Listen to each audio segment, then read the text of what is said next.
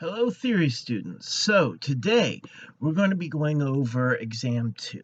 So, I'm going to be jumping around, like I said last time, I'll be jumping around different concepts, main things to just really zero in on for the exam. All right.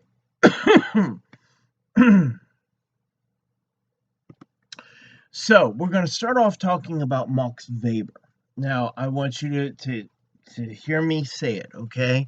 Because too often you end up having people who take a theory class online and they end up saying Max Weber. Mispronunciation clues you in immediately to someone who's a theoretical novice. It's pronounced Max Weber. All right. So, um, he's German, not a grill. Now, in his writings, he was highly critical in the Protestant ethic and spirit of capitalism of Benjamin Franklin.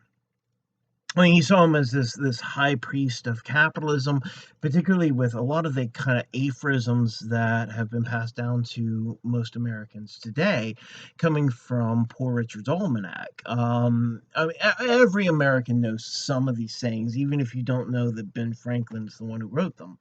It's things like early to bed, early to rise makes a man healthy, wealthy, and wise. A penny saved is a penny earned. Um, he also, though, goes on to talk about how to view relationships as instruments and as ways of extending your lines of credit. He talks about, in this kind of Machiavellian sort of way, this idea of just instrumentalizing people in general, turning them into instruments or tools in order to further your own wealth.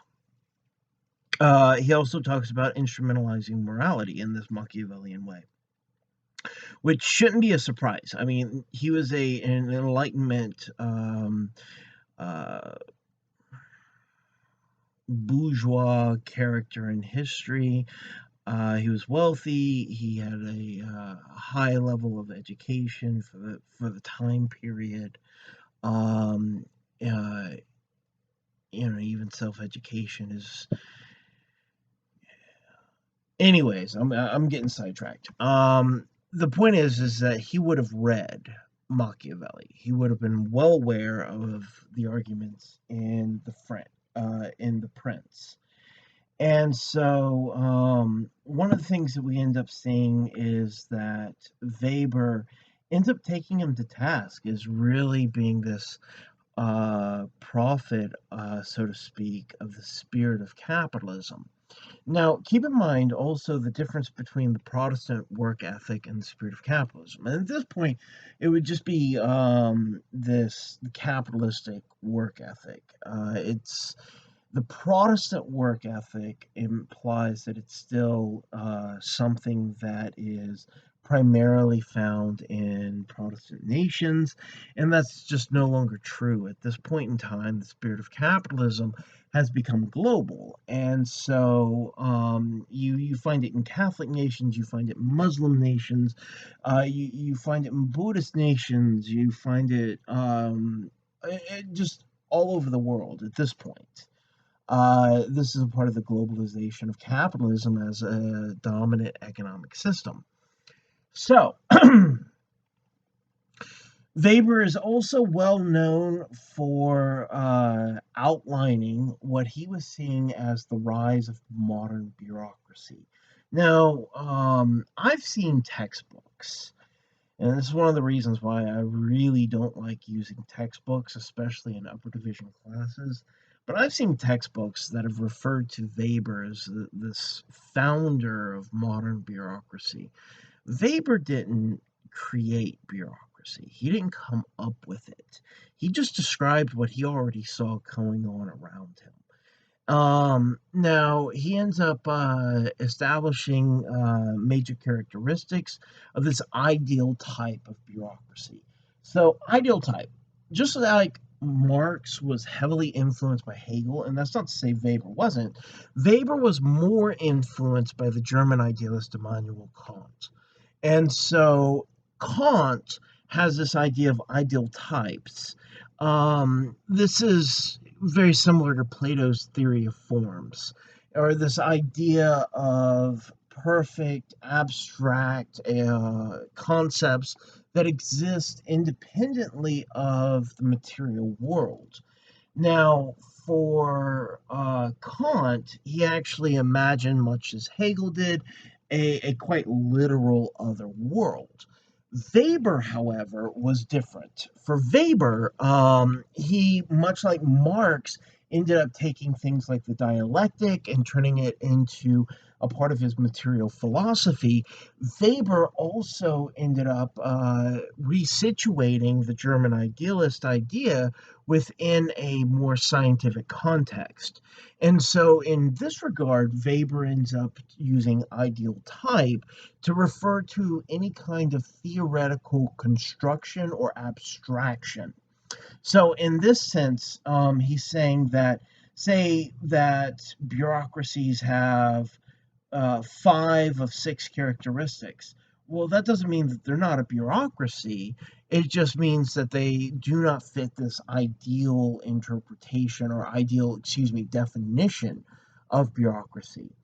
And most bureaucracies don't. Um, but there are certain characteristics that you end up seeing repeated over and over and over again. So make sure that you take a look at that.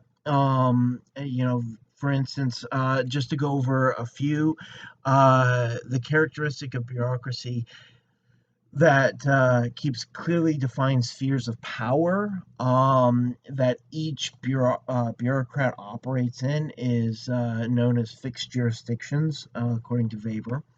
And so each bureaucrat has their own lane, so to speak, that they have to stay in. So, I mean, for instance, I'm in the sociology department, and I can teach as I think is best within my sociology classes, but I can't go into anyone else's, even if they're a fellow sociologist, into someone else's class and tell them how to do their job. That's outside of my jurisdiction, right? Just as it would be for them to try to do that in one of my classes. And in this way, also, notice I'm referring to myself as being a part of a bureaucratic system. And that's because we all are at this point in history. That's one of Weber's points with the whole iron cage of rationality, that ultimately we're all a part of a bureaucratic system of some sort, whether it be in terms of employment, education, um, what have you. That bureaucracy becomes the number one dominant way of organizing social interaction within a modern society. All right.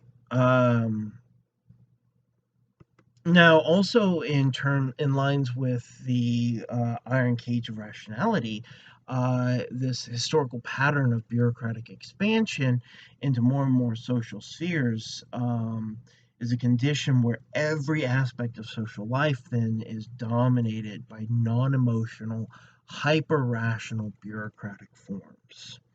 So ultimately, the thing is to understand Weber. One way to put this is he's making a distinction between cold, hard rationality and human reason. I'll give you an example. Say that you're driving home at 3 o'clock in the morning and no one else is on the road, and you can see that no one else is on the road, and you come to a red light. Now, traffic lights are highly rational. They serve an important function. They end up decreasing the number of deaths and accidents and property damage and car wrecks, right? All of which is important. They operate within a larger bureaucratic system in terms of traffic law as well. Um, so everything is highly rational. So you're sitting there at the red light, and it's been 3 minutes. And that doesn't sound like much, but 3 minutes, especially at 3 a.m. and you're wanting to get home, feels like an eternity. And you're looking around because you know there is an agent of the bureaucracy of traffic law that could be sitting around any corner. And if you violate the bureaucratic control of reason or control of rationality, the iron cage of rationality, you hear that whoop whoop, and you end up getting a ticket, right? And so you don't want that. You don't want the hassle. You don't want to have to lose that money, and you don't want your insurance rates to go up. So you're sitting there trapped within this bureaucratic system with all these different policies and different agents that are involved at 3 o'clock in the morning when your human reason can look around and say, it is perfectly safe for me to just go. But you don't. That's why he calls it the iron cage of rationality. All right. Excuse me. I'm feeling a little under the weather. Now,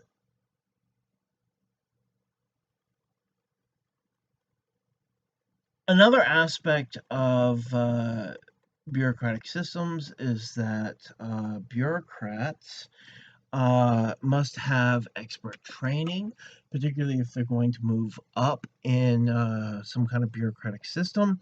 Uh, in other words, they go to college in the American context. And so the expert training is what you're undergoing right now. In that sense, then, this is anticipatory socialization, getting you ready for whatever comes next for you after college. So, Weber is also critical of bureaucracies, and keep in mind that for him, while he was describing and going in depth in terms of how bureaucracies and bureaucrats function, he was also very critical of bureaucracy as well. He just didn't see a way out of this modern kind of rational trap we've set for ourselves, in his view, anyway. And so he talks about the differences, though, between, say, officials in a bureaucracy and officials in European honorific administrations of the medieval period. And what he says is that, bureaucracy is a mixed bag. While he's critical of it, he also sees the benefits. There are clear benefits to it. For one, in honorific administration, the person that's within the administration is loyal to a person, the monarch, a sovereign, king or queen. Whereas in legal rational forms of social organization, such as in bureaucracy, the loyalty is felt to an institution or a set of policies or rules. This is how you can have a nation of laws. What are laws? They're bureaucratic policies, effectively. That's what legislation is. And so, in that sense, the loyalty, though, is to the institution, not necessarily to a group of people either. And so that's a double edged sword. So, on the one hand, they're loyal to the institution, not just the whims and the mood swings of some monarch, but at the same point in time, they're also completely loyal to an institution and will continue to carry out its objectives, even if those objectives are otherwise socially harmful. All right.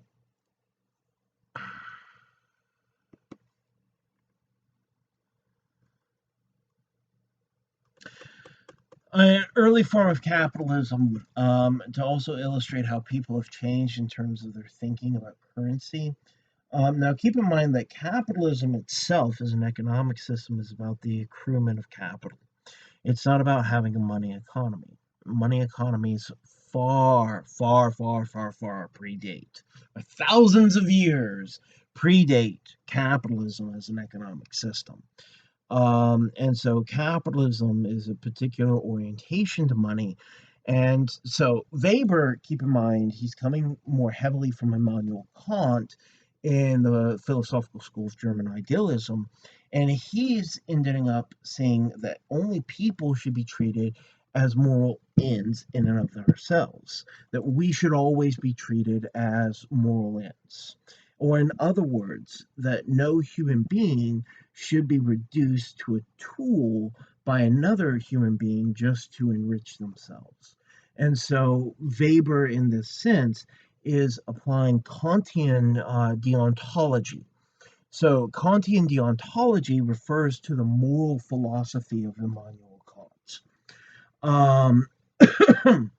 So for Weber, then,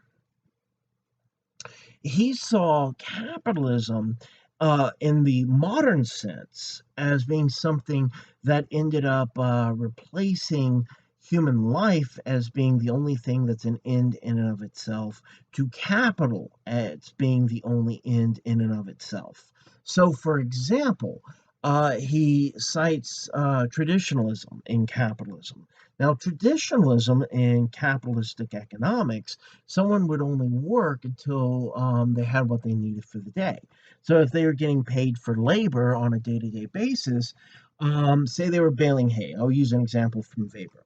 Say they're baling hay. He's German, so we'll use the German currency, the old historical German currency, marks. So say that for every bale of hay you create, you get a mark.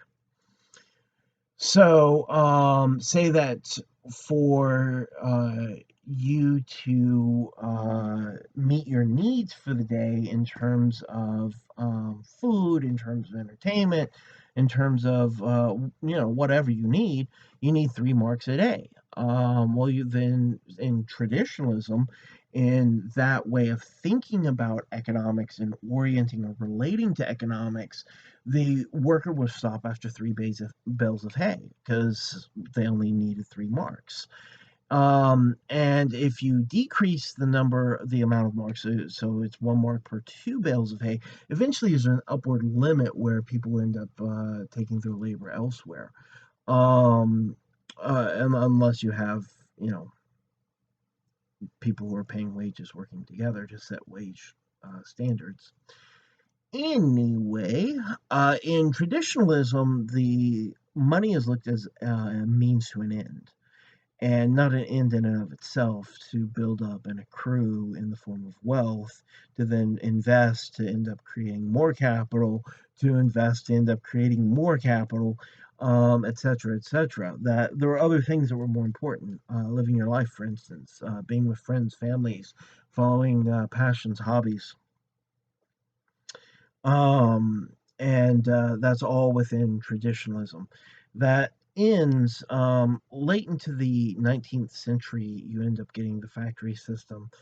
You end up getting the second wave of industrial revolution, and capital at that point is the end all be all. And so the point is, go big or go home. You know, accrue as much capital as you possibly can. Now, one influential aspect of Calvinism on Western culture in general, according to Weber, is interpreting wealth to mean one is a good person, and that poverty as a meaning of a bad person. This comes from Calvin's theological argument that one could not know if they were one of God's elect for sure, but you could find evidence in terms of signs, and being wealthy was considered a big one. Not by Calvin himself, and not by Martin Luther either. Both of them ended up seeing things like the signs and the calling in religious sense. But within particularly the American colonies, Weber argues one of the things that ended up happening was that people stopped looking for signs or for callings in a religious sense, and started understanding it in terms of economic sense. And you can see this in terms of the way people talk about occupations. So people had callings to do something religious, but as Weber put it, now people are called to do some kind of job. I was called to teach. I was called to do whatever. And one of the things that Weber points out in terms of the dominance of this ideology and this cultural ethos of the spirit of capitalism that he's outlining here and drawing, kind of the genealogy or history of it, is that Protestants at this point in time wanted a calling because the pursuing the calling was the way you looked for signs that you were a part of the elect instead of the damned or God's chosen. And but at this point in time, it's become such a powerful part of capitalism as a cultural force that we have no choice but to fulfill a calling. So, if I can remember the quote, and I'll probably mess it up a bit, but it was the the the Calvinists wanted a calling. Now we are forced to fulfill one, or something along those lines. Um, all right.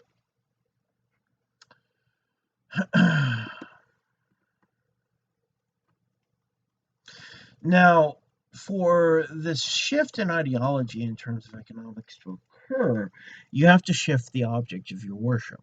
And so, what ends up happening is that instead of sacrifice, so Protestantism, like many religions, is ascetic.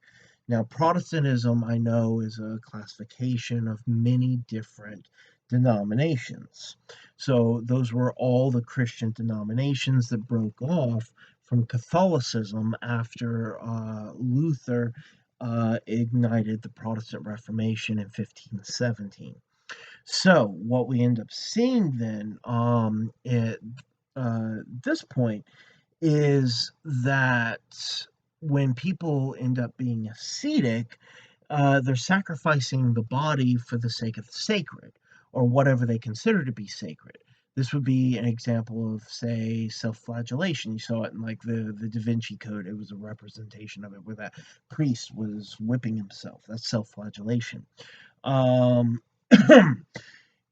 you can see it in any number of things, just any form of denial or self-denial. I mean, the opposite of asceticism is hedonism, or trying to find truth or enlightenment through pleasure. Asceticism is through the denial of pleasure, and oftentimes the embracing of pain and suffering. And so, in this sense, then, people engaged in asceticism in order to get closer to a god or gods or spirits or what have you, depending on which group you're looking at. For capitalists, though, you sacrifice your body working. You have workaholics. You have people who have heart attacks in their 50s because they're so anxious and stressed out from working constantly. And they might have all the toys, the boats, and the sea-doos, and the nice home and everything, but they never get to enjoy it. They're always in the office. And so they're still denying themselves, they're still sacrificing their lives, but it's not for any god or gods or any religious reason necessarily. Though Weber argues that ultimately capitalism becomes a religion. Um, what they are sacrificing themselves is for economic rationalism, to accumulate as much as possible. For what purpose? It's its own purpose. And that's what he saw as an inversion of Kantian, or what Weber saw as an inversion of Kantian deontology. All right. Vert rational. I want you to know the German. Vert rational is the form of rationality, according to Weber, that is more subjective and based on cultural values. It privileges the means over the ends. So, for example, say that you're a Western tourist and you're going to Nepal because you want to go and see some temple, Buddhist temple in the Himalayas, and you're uh, taking the gondola thing up, right? What are those things called? Gondolas or boats? The things on the tracks, right? The trolleys. Up to the top of the mountain, you see a group of Buddhist monks who are crawling up the mountain, and they're getting all cut up on the rocks and everything. And you think, well, why are they doing that? If the goal is to reach the temple, well, then, taking a ride up this thing, you're there in 3 minutes. Doing it the way they're doing it could take days. Um, well, it's because you're thinking from Zweck rational or functional rationality, bureaucratic rationality that emphasizes the ends over the means versus vert rational, where it's much more subjective and value based. And so the idea of crawling up the mountain is to try to get closer to enlightenment. And they're doing it through their own ascetic practices and rituals. All right.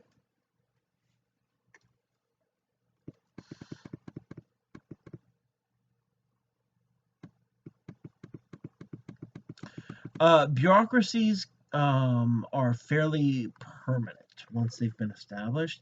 It's fairly hard to disestablish them. Now, this is for several reasons. The official is dependent on the bureaucracy for a livelihood. If it's an occupation, there's a concentration of knowledge within bureaucracies that's then translated into a highly specialized language that you have to be highly educated in a particular area in order to understand. And so people don't really know what's going on internally in the bureaucracies, because you have to be, basically you have to be a part of the bureaucracy to get what's going on in the bureaucracy. And then also the economic domination of bureaucratic forms, and so businesses, in other words, are organized as bureaucracies. These are all things that are part of the permanence of bureaucratic social forms. Uh, However, one thing that is not is that bureaucratic social forms could exist outside of a money economy. They could still exist even without money. Uh, and so you would have to find some other way of paying the bureaucrat in order to keep their loyalty to the institution. And this could be in terms of status or prestige. This could be in terms of material wealth outside of a set money income. Now, Weber talks also about the rationalization of education uh, and things like special examinations, certifications, specializations, all about the bureaucratization of education, which is then intended to train and certify bureaucrats to go out into other bureaucracies and continue their education. Because once you're done with college, you then have to learn the details, the cogs, the ins and outs of whatever bureaucratic system you move on to outside of the education system. And I always think it's funny when people refer to being in the education system as though it's not the real world, because the education system is a bureaucracy just like any other work. All right. And that's whether it's private or state funded or what have you. All right. We'll also see the rationalization, bureaucratization, mechanization. Any of these words would be appropriate of war occurring as well. And this is marked particularly by a demographic shift in who ends up doing the fighting and dying. In the past, in Europe, in the medieval period, the aristocrats fought. Actually, it was illegal for most peasants or commoners, and certainly serfs, to own weapons. Um, and so only the aristocrats were allowed to own weapons. And so if they ended up going to war with one another, or the aristocrats of another nation, they would only be fighting one another, the aristocrats of one another. So this is when you had more of this cult of honor among knights. Now, for you to move from this warrior kind of history of cult, or the cult of duty and honor, you have to move. Excuse me, of honor, you have to move to duty and ethics. And so, in other words, you have to move from being a warrior to being a bureaucratized soldier. And Weber sees a difference between warriors and soldiers. They're not the same thing. Soldiers are held to a higher degree of discipline, whereas warriors are about personal honor. And so, an example of this would be the French Cavaliers. Cavaliers come down to us in English to mean somebody who's kind of throws caution to the wind, does what they want, gets in trouble, has a devil may care kind of attitude. Um, but it was actually refers to French knights from the medieval period of France. And what the knights would do is they would go into battle, sure, but then after a little bit of fighting, they would break off and go and start raiding towns and things like that for their own personal enrichment. And so you never knew what the Cavaliers might do, whether they were going to fight or break off and go loot a town. There was no telling with them. And so, in this sense, I mean, can you imagine that today in the American military? For instance, a soldier just deciding to go off and do whatever they would be called AWOL. They would be court-martialed. And so that's the difference then with fighting within an honorific system versus fighting within a bureaucratic system. But this also ends up leading to those who come from impoverished backgrounds being the ones doing the fighting and dying. And so this shift ended up starting to occur around the 1600s in Europe, the 17th century. And so this is where you end up getting the saying that rich men's wars are paid for in poor people's blood.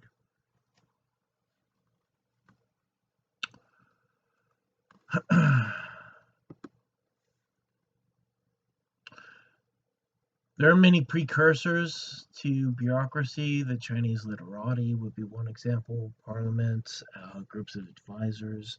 These are all different examples. Make sure that you read that part of the readings.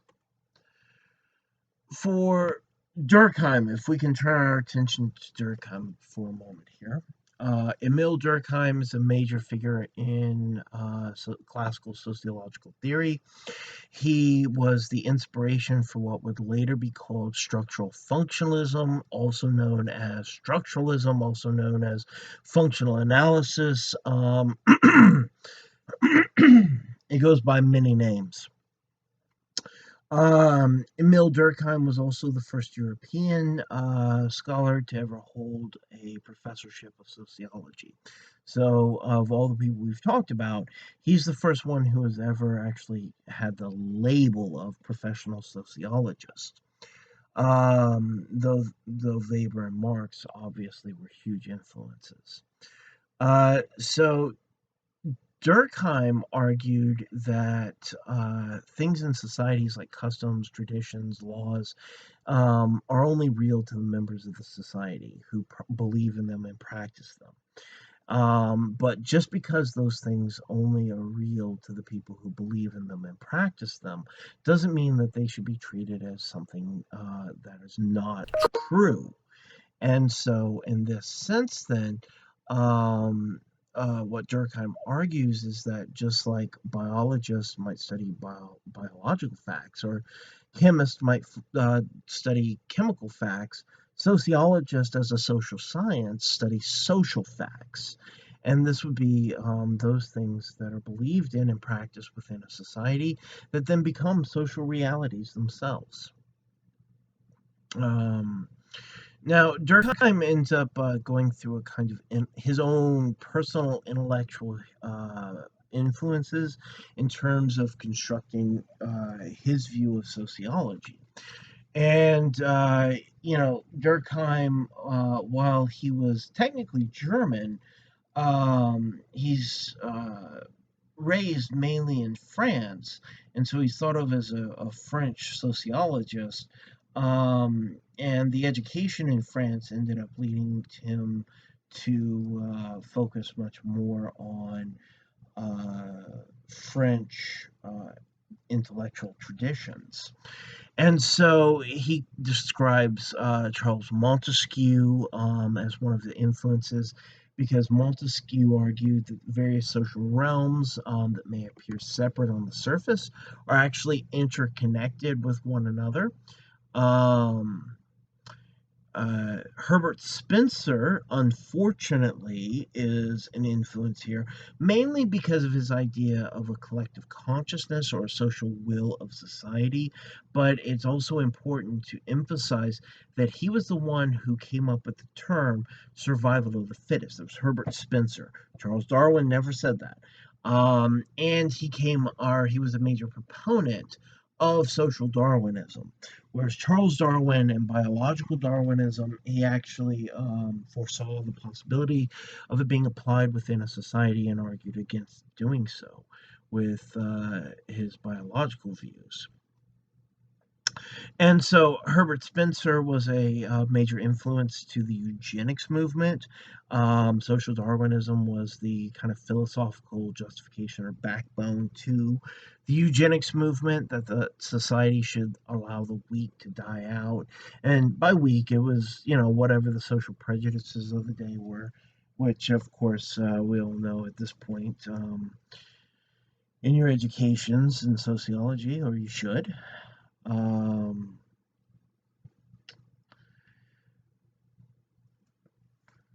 Social Darwinism, by the way, was rejected by sociology long ago, even though there were some who were there were some early sociologists who were social Darwinists, who were eugenicists, and that's true of every science, natural sciences or social sciences, and it's important to acknowledge and own up to that.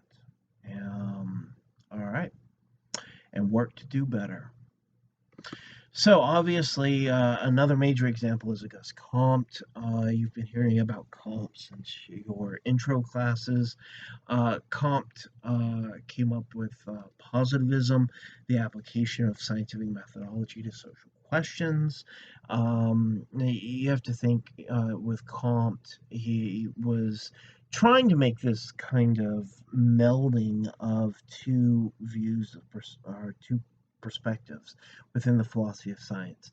The empiricists who say, you can't know anything without systematic observation, using the senses in some way, or instruments that extend our senses, versus the rationalists who thought that you could be an armchair philosopher and not go out into the world and gather data and make true or positive statements about the world. So positivism was a way about going out and applying certain logical frameworks from rationalism to empirical systematic observations of or data gathering in the real world, to gather positive knowledge of the world. Positivism. Now, in Durkheim's time, and even today, you get a lot of discussion about where social solidarity comes from, what pulls people together. And, just like Marx was much more interested in what causes conflict within a society, what pulls society apart. Durkheim was far more interested in what pulls a society together. And so he examines different philosophical traditions with their own propositions for where social solidarity comes from. And he rejects external solidarity, or the idea that solidarity comes from some kind of external social contract that's imposed on us from the outside. He accepts internal solidarity, or the notion that solidarity comes from mutual dependence on society and other people, both physically and emotionally. So, in other words, it comes from within us and the social bonds. He also rejects egoistic arguments for solidarity. These would be those that were found most often in classical liberal philosophy, which is a major foundation for capitalism as an economic system. And this is the notion that solidarity comes from people individually pursuing their own wants and needs and ends. And that somehow everybody acting individually and just going after what they want without regard for other people is somehow going to cause social solidarity. Obviously, Durkheim rejects this. Now, the conscious collective or collective consciousness, it actually, Durkheim calls it both, depending on what aspect of it he wants to emphasize. So, conscience collective or collective consciousness, you could describe it as the will of a society as a collective. It exists as something separate from individual wills of the members of society. It's something that exists before individuals are born. It's something that exists after the individuals die, who are members of it. It's the main thing that's offended when someone commits a crime. It's when someone commits a crime, it's not really the truth or justice we're after. It's revenge. He argues is the root of the emotion for punishment. It's a collective mind of society in which exist all social facts relevant to that given society. Now, also an important term in Durkheimian theory is sui generis. Sui generis is it literally means of its own kind. It's to describe a phenomenon that can't be reduced to its own to atomistic or reductionistic parts. And so this is where Durkheim's being critical of reductionistic scientific endeavors. And he's saying there are some things that you cannot take such an atomistic perspective on and break down to their individual constituent parts and think that you can understand them. And so in this sense, take a social group. You can't break up that group into all the individuals and study those individuals and then know exactly all the ins and outs of the group if you've never observed the individuals interacting as a group. And so, in this sense, there are things that you have to understand as categories of their own kind in order to study them. Uh, Utilitarianism is kind of Durkheim's straw man. He was educated in France. Utilitarianism is an English philosophy, so no shock there. The English and the French have been at each other's throats for centuries. Um, but utilitarianism is kind of like radical democracy. Majority rules in all sorts of things, including in terms of defining what is good or bad. And so, whatever maximizes the happiness for the majority of the people is considered good. Now, well, that I mean, obviously, is morally objectionable, because, well, what if enslaving a smaller group or portion of the population would make the majority happy? Well, clearly we're not going to say that enslavement is morally good, but utilitarianism doesn't have an answer to this problem. It's this moral problem in its perspective. It's also in terms of understanding Kantian deontology. because Kant was also influential to Durkheim's thinking. The German idealists were very influential to the classical theorists in general. The categorical imperative. So in Kantian deontology, you have categorical imperative and you have hypothetical imperatives. The categorical imperative is that you should always act in such a way so as to will your actions universal, meaning that anything you engage in or anything that you do, you would will all people universally to engage in that same action, that same behavior. Um, we'll see when we get to Nietzsche that he's highly critical of that, because it ends up assuming some absolute definition of good or right behavior. And Durkheim is critical of Nietzsche in some regards, but is influenced by him in others. Durkheim maintains that every moral code ultimately originates from society and the social bonds, and that morality predates religion. Morality in society is typically contradictory in modern societies, or what he calls organic societies.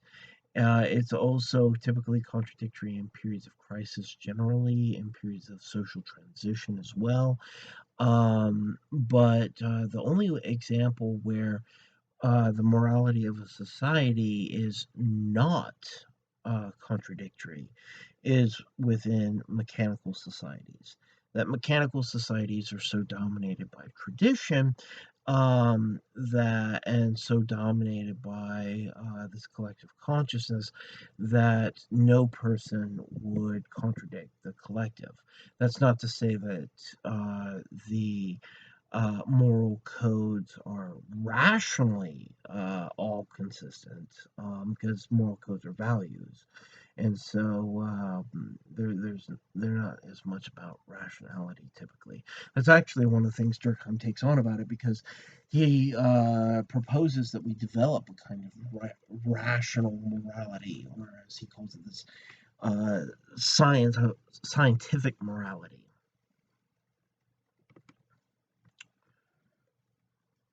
Now, Durkheim also wrote quite a bit about emotions. And this was something, especially someone who considered themselves a scientist, typically wouldn't talk about. However, he was a theorist who ended up arguing that you can't understand humans without understanding our emotionality. And so he argues that emotions also are at the root of the social bond, and which means they're at the root of morality as well. And he breaks down emotions according to which moral feelings oriented around the self versus moral feelings oriented around the group. And an example of a social emotion would be remorse, whereas regret would be a much more individualistic emotion. So this would be the difference between guilt-based societies versus shame-based societies. And so remorse is much more about shame, which is more collectivistic, whereas guilt is much more about regret, which is more individualistic.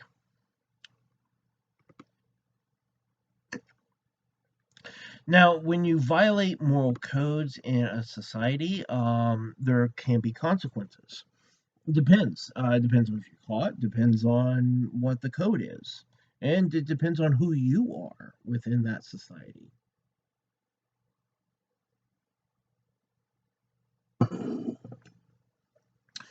And so, Durkheim breaks down many different kinds of moral violations, and by moral violations, I mean just normative violations, which are relative given which historical period you're looking at, given which culture you're looking at, etc. He argues, however, that there are some norms that serve practical purposes, and not following the rules will have automatic, or not automatic, but they'll have eventual consequences all of their own that people don't have to do or inflict upon you. And so he called these mechanical consequences. And so that would be, for example, not following your society's rules of hygiene and then developing an illness, as an example. However, synthetic consequences end up occurring when people have to make the consequences happen. If the consequences don't just logically follow from the behavior, but people have to step in and say, we're going to punish you and this is what we're going to do, then they're synthetic. And Durkheim says there's no logical connection between the punishment and the crime. So, in other words, somebody commits burglary, another person commits the same crime. One can afford a good lawyer, the other one can't. One goes to prison for 20 years, the other one gets community service. Where's the logic in that? There isn't any. It's not a logical system because it's about punishment, it's about revenge, it's emotional. Um, and it's humans who are deciding what the consequences will be. It's not something that's going to just develop. I mean, you don't, forget to bathe and then find yourself in prison just automatically. It's like, how does prison appear around me? All right.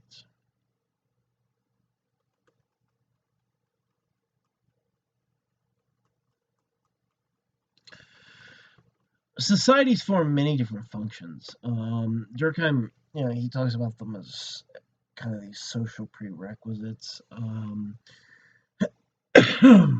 One of them, of which is all societies have to put limits on individual desires. It's one of the biggest ones, according to Durkheim, because he sees human desire as being ultimately insatiable. And so the moment we have one desire satisfied, we have another desire that we will have. And so for Durkheim, he ends up seeing society, social norms, social connections as being the thing that keeps us in check so that our desires don't get out of control. Um, Switching back to Weber for a question. Um,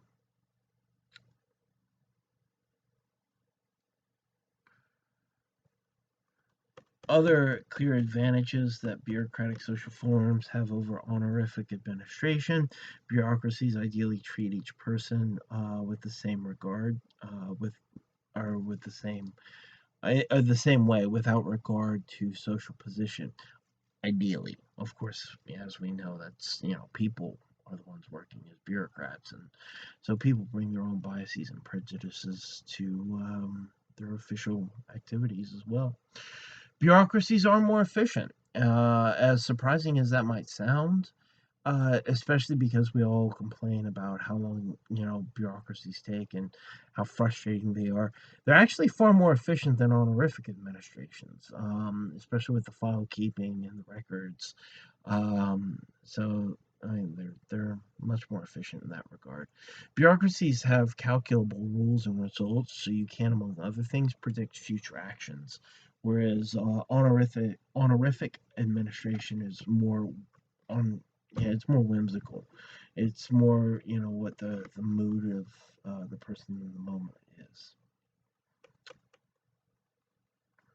the official of the moment. Going back to Durkheim, the content of the moral codes, what the rules actually are, right, um, is largely irrelevant. What the moral codes say, that really doesn't matter for the purposes of social solidarity. What's important is that there are at least some moral codes that are held in common to end up providing solidarity within a society. And so it's not about the content of the moral code, it's that everyone is collectively acknowledging the authority of the moral code. And so this would be things like a law, it's like it's against the law to murder. Well, then, in that sense, everyone who's not murdering is acquiescing that is a good rule to have. And anyone who violates it, if caught, gets punished. Oh, unless they have a really good lawyer.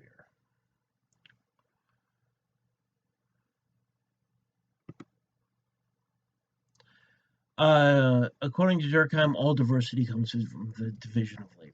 Mechanical societies, everyone's similar to one another. Then the division of labor is very simplistic.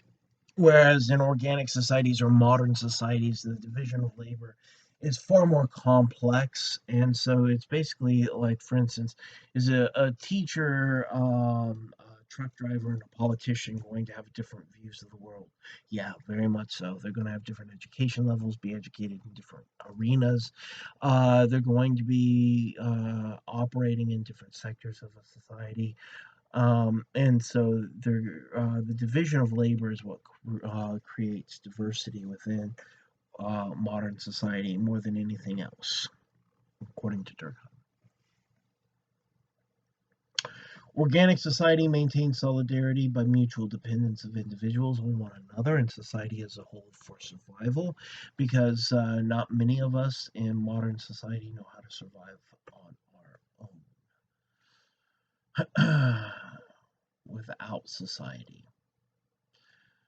Mechanical society maintains solidarity by a high degree of similarity between individuals in a society. According to Durkheim, those laws that only exist in organic society are designed to manage civil conflict between individuals are restitutive laws. Restitutive laws are things like civil law, family law, contract law, things like that. Organic societies also have repressive laws. An example of repressive laws would be criminal laws, laws that say what you can and cannot do without criminal prosecution. According to Durkheim, and this was believed at the time, that mechanical societies only had repressive law. If and we mean law in a very broad sense in this way, because we would be including oral traditions in this way. And so Durkheim argued that, and it's important to know that Durkheim argued this. So Durkheim argued that mechanical societies only had repressive laws. Now, further anthropological research across the 20th century has since revealed Durkheim was wrong. And societies that would be considered mechanical, which would be societies from tribal societies all the way up to feudal societies. The only societies that would be considered organic would be those societies that developed following the Industrial Revolution. And so they do, in fact, have restitutive laws. They have to. You have to manage interpersonal conflict, where, maybe each party shares a little bit of responsibility. It's not just, somebody committed a crime. All right. Social life is complex.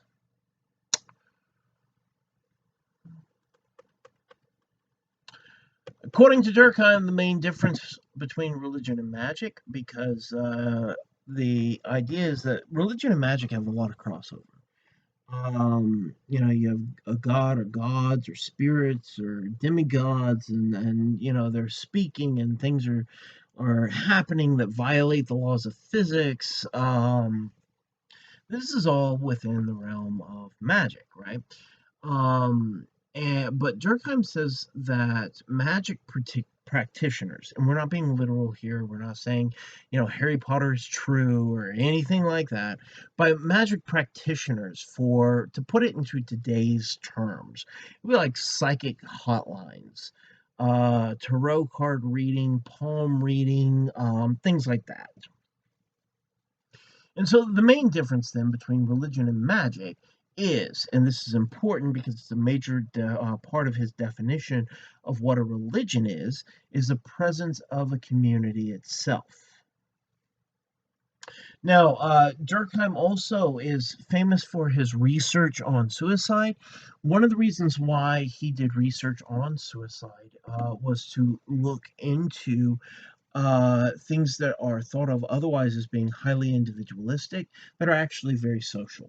And he identified four basic types of suicide, or reasons that people commit suicide, and he was able to situate each and every one of them within some kind of the social conditions, or the social environment. Now, the only one that fits the kind of stereotype of the individualistic kind of person who's completely cut off from social groups and isolated socially, who ends up finally committing suicide because of a lack of ability to integrate within social groups, is called egoistic suicide. But think about it, the root is the lack of ability to integrate within social groups. Now, this could be something going on with the person, but it's also is something going on with the social groups, that the social groups can't make room for this person for whatever reason. Um, a gnomic suicide is made more probable by social forces when moral codes and limits on individual desire are weakened in any given society. So, if the norms or structures of society become too weak, you end up having a gnomic suicide, and people end up committing suicide more. At higher rates. You also get fatalistic suicide when the norms are too strict and you have an authoritarian society, or people don't see any way out. This is kind of suicide you see in prisons, for instance. Um, Altruistic suicide is the last one, and that's when you give up your life for others. So it would be the soldier that throws her or himself onto a grenade to save a group of soldiers, knowing that they're going to die. I mean, that is suicide. They're directly taking actions that they know consciously will lead to their deaths, but they're doing so to protect other people. And so that's altruistic suicide. Um, Durkheim was the first ever scholar ever to propose a distinction between sacred and profane spaces. Now, keep in mind that profane doesn't mean bad; it just means everyday. It means mundane. So, for instance, if somebody says you're speaking using profanity, what they're saying is you're using everyday language. And so, oftentimes we use the word profanity wrong. So, in a Christian society, or a society that's dominated by Christian religion, if someone says you're using profanity, I guess they're telling you you need to start speaking in Latin. You got to use sacred language. So this is what Durkheim is talking about, is that sacred and profane spaces. Now, here's the thing, though, is that the sacred spaces are not just religious spaces. They could be spaces that have political significance, such as going into historic buildings. Uh, it could be, going to see national monuments that are meaningful for the culture. Um, it could be a sports arena. It could be, you can have temporary sacred spaces, like a political rally. And these are all spaces that are cut off as special, and fundamentally different from the profane, mundane, everyday existence of life. Now, Durkheim was critical of socialism, but probably not for the reasons you would think. The idea was that socialism would be something that would pull people together, much more so than capitalism, which was an incredibly individualistic economic system, and one that promotes greed over morality. And so, but Durkheim, while acknowledging these issues, particularly in his article on industry and anomie, Um, Also criticizes socialism for not necessarily providing for social cohesion and the maintenance of conformity to the collective. And so for Durkheim, the problem with socialism is that it doesn't do exactly what many people on the American political right are afraid it does do, which is make sure that there's a high degree of conformity to the collective consciousness.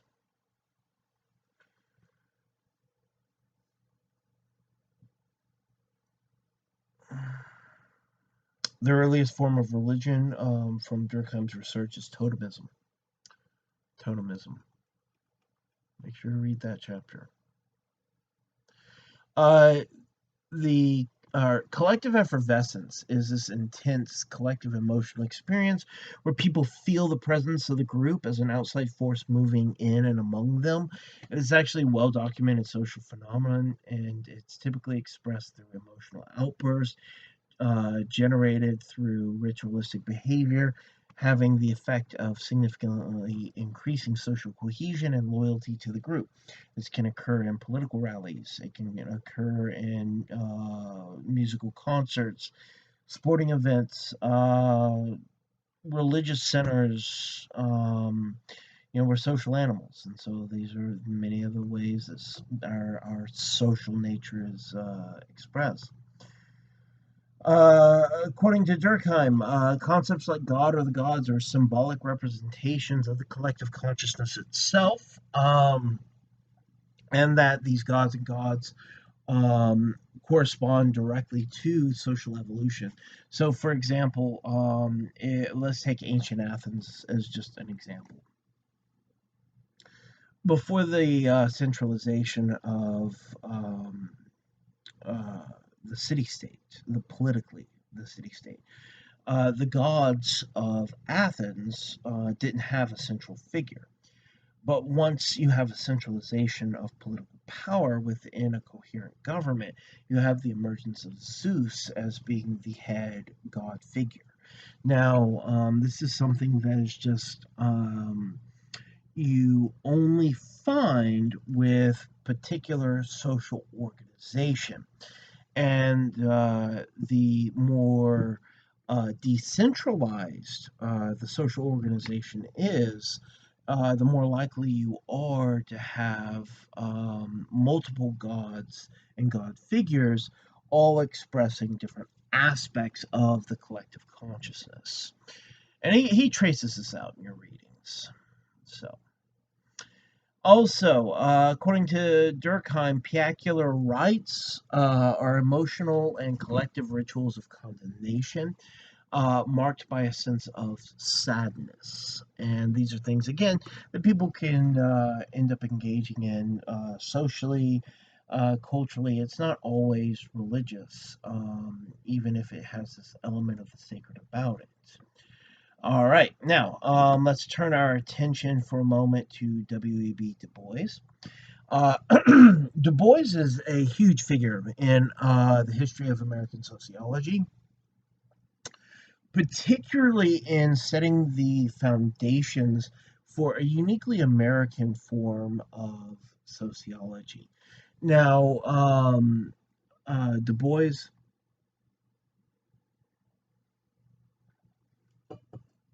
was the first African American man to earn a PhD from Harvard. He studied under the pragmatic philosopher William James, who is a huge deal in philosophy. And he's been heavily influential to sociology as well, particularly in symbolic interactionism.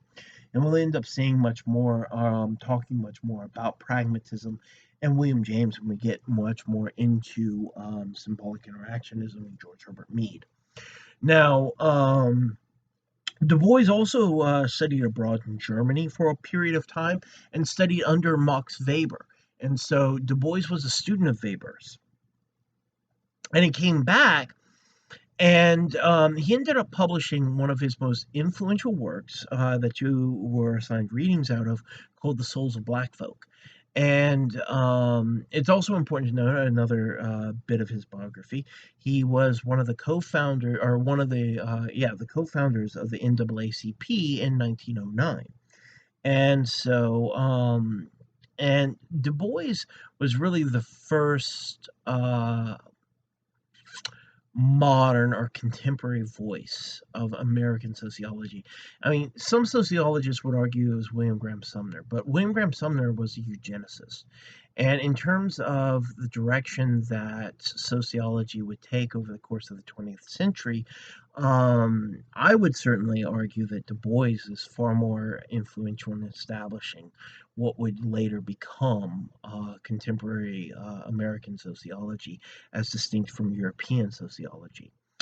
Now, the veil of race is a concept that Du Bois talks about in several of his works.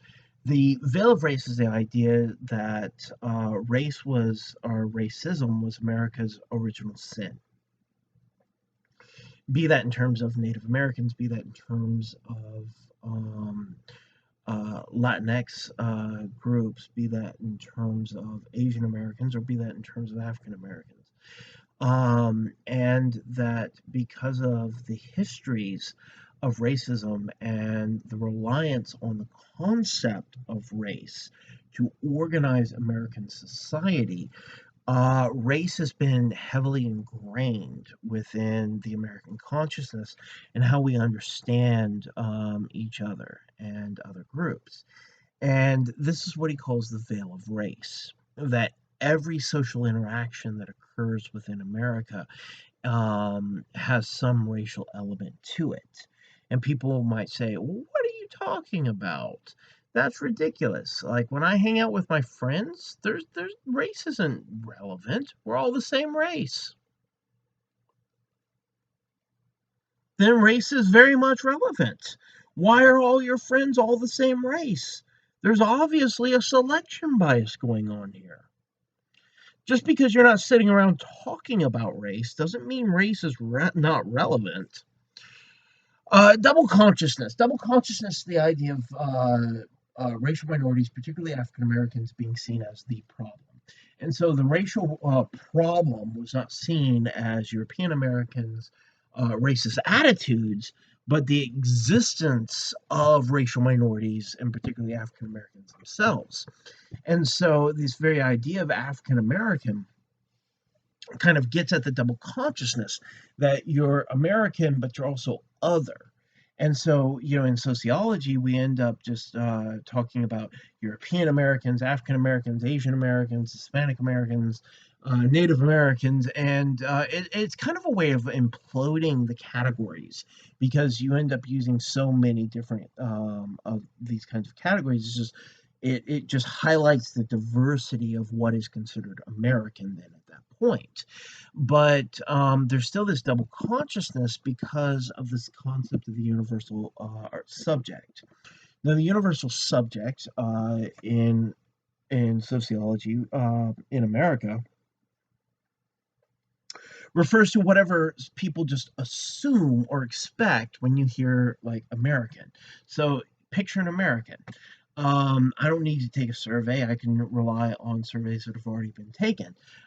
Most Americans of all different walks of life, when you ask them, what do you think of? And you trigger them to, or you prime them, the term is, to think about certain aspects or certain categories of people, then what you end up getting is that American is thought of as being white, male, middle class, college educated, but not too educated, so no graduate degrees in academia, Christian, Protestant Christian in particular, um, heterosexual, cisgendered, you can go down the list. It depends on which surveys you're looking at. So by double consciousness, it's being conscious that you're both American and other. And so you're both. And you have to be constantly aware of that. That's why, many black children growing up in America get to talk. the talk in Black communities is how to deal with the police. White communities, white kids don't get the talk. Now, maybe some white kids who are growing up in poverty might get a similar talk, but it's very common in Black communities. Black communities of all different economic standing. Now, W.E.B. Du Bois was very critical of Booker T. Washington.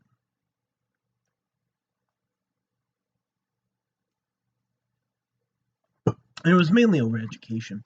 Booker T. Washington thought there was this talented tenth of African Americans, and that talented tenth should be allowed to go on to classical education, well-rounded education. But for the vast majority, they should be given technical education to get jobs, to build up wealth. W.E.B. Du Bois said race is always going to stand in the way, and the best way to do that is to combat it is not to learn necessarily vocational skills, but to learn critical thinking, to learn history, to learn philosophy, to learn ways of challenging social systems. And so Du Bois disagreed with Washington over these kinds of pedagogical approaches. Make sure that you know what tent farming and sharecropping is, black codes, pig laws, convict leasing, in general that was going on during this time period that Du Bois is talking about. Um, and that pretty much rounds up the review for this exam. So, everyone, good luck. If you have any questions or anything comes up, feel free to contact me via email, and I will talk with all of you later.